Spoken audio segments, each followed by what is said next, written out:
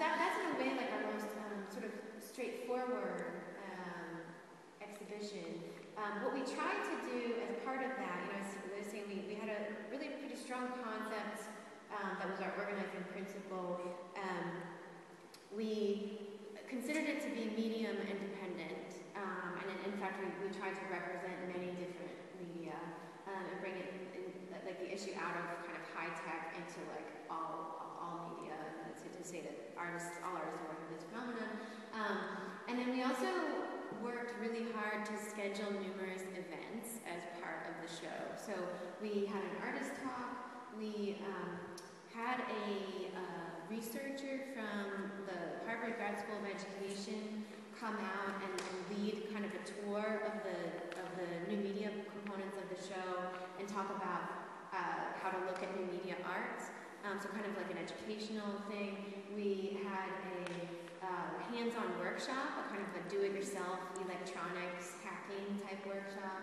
And what else? I had one other thing. Oh yeah, we had a discussion about internet art. And so here's an interesting story actually. So we were ourselves really interested in internet art at the time. And we were like, okay, well we'll organize this panel discussion. We'll put ourselves on it, because we want to participate in it. And then who else should we invite? Well, we invited a local curator who had curated some internet art. I then thought, well, let's see if this woman who's a really famous curator in New York City might come up. Let's just like invite her and just see what happens. And to our great surprise, she actually said yes. And she came up and participated in our event.